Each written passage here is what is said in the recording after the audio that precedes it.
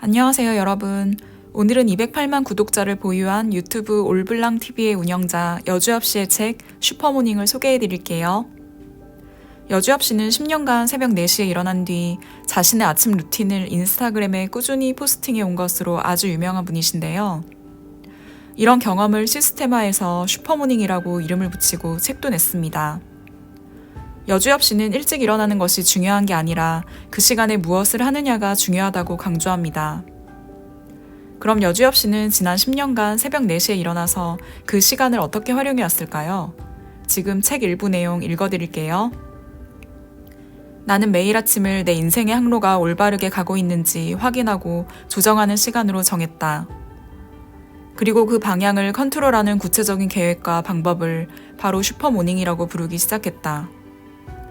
슈퍼모닝은 우리가 목표 지점을 똑바로 바라보며 그곳에 도달하게 하는 가장 효과적인 항로가 되어줄 것이다. 나는 매일 아침에 슈퍼모닝의 루틴을 진행하면서 마치 하나의 기업을 운영하는 CEO와 같은 관점으로 내 삶을 바라본다. 그리고 기업 비전을 위해 여러 개의 부서가 힘을 모으듯 12명의 기사가 나라는 군주를 위해 내 삶을 카테고리로 나누어 관할한다는 개념을 적용했다. 무엇보다 중요한 것은 어제의 고난과 상처를 계속 끌고 가지 않을 수 있다는 점이다. 연속된 삶 속에서는 어제와 오늘이 같은 시간이다. 어제 잠들기 전까지 힘들었던 일을 아침에 일어나서 계속 고민하게 된다. 반면 슈퍼모닝을 통해 매일 하루를 다시 설계한다면 의식적으로 어제의 일과 감정에서 단절될 수 있다. 어제 못 끝낸 일은 못 끝낸 일이 아니라 오늘 새롭게 할 일이 되는 것이다. 또한 어제의 부정적인 감정에 매몰되지 않으면서 오늘의 시간을 보다 발전적인 방향으로 사용할 수 있게 된다. 사람들은 왜 슈퍼모닝을 지속하지 못할까? 나는 이 질문에 답을 찾기 전에 스스로 왜 이전과 달라지고 싶은지를 먼저 돌아봐야 한다고 말한다. 슈퍼모닝을 지속하지 못하는 이유를 들여다보면 결국 슈퍼모닝을 통해 삶을 변화시키고 싶은 완벽한 동기가 부재한 경우가 많다. 슈퍼모닝은 아침을 생산적으로 보내자는 막연한 슬로건이 아니다. 삶에서 내가 근본적으로 원하는 것을 얻기 위한 과정이라는 효용성 측면에서 바라봐야 한다. 아침을 내가 정한 루틴대로 시작하고 차분하게 앉아 오늘 해야 할 일을 차근히 계획한 뒤 그것을 해내는 구체적인 행동을 쌓아간다면 기존에 느끼던 불안감의 80%는 사라질 수 있다. 특히 할 일을 눈에 보이는 텍스트로 정리하여 시각화하면 그것을 행동으로 옮기기가 한결 쉬워진다. 나아가 실제 행동으로 옮기고 나면 더 이상 불안감이 크게 자리할 수가 없다. 이미 실행하는 데 에너지를 집중하기 때문에 불안해야 할 만한 여유도 이유도 없기 때문이다. 그렇다는 것은 비로소 마음의 평화가 찾아왔다는 뜻이다. 불안하거나 초조하지 않은 평온한 하루를 여유롭게 시작할 수 있게 되는 것이다. 아침에 책을 읽고 세 줄로 요약하고 느낀 점도 적었다면 이제 마지막으로 내가 바라는 오늘 하루의 가장 이상적인 모습을 긍정적으로 상상해보자.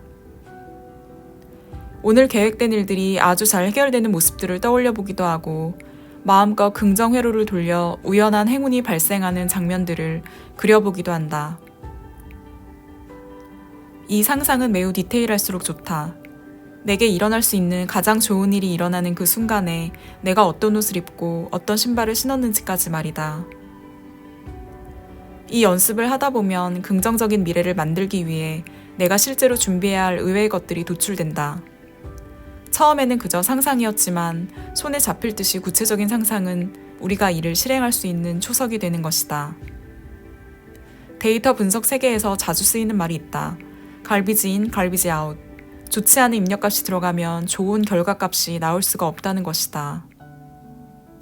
AI를 만들 때 좋은 AI가 되려면 처음에는 학습하기 쉬운 데이터를 먼저 넣어줘야 한다.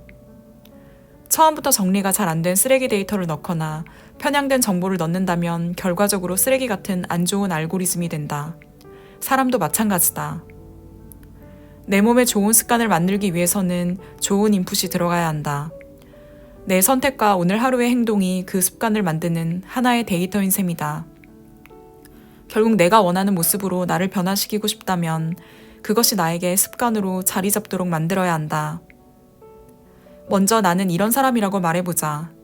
그리고 좋은 습관의 데이터를 나에게 꾸준히 입력해주자. 일관성을 가지고 무언가를 계속하는 사람들의 삶은 어떤 방식으로든 분명히 변화하게 된다.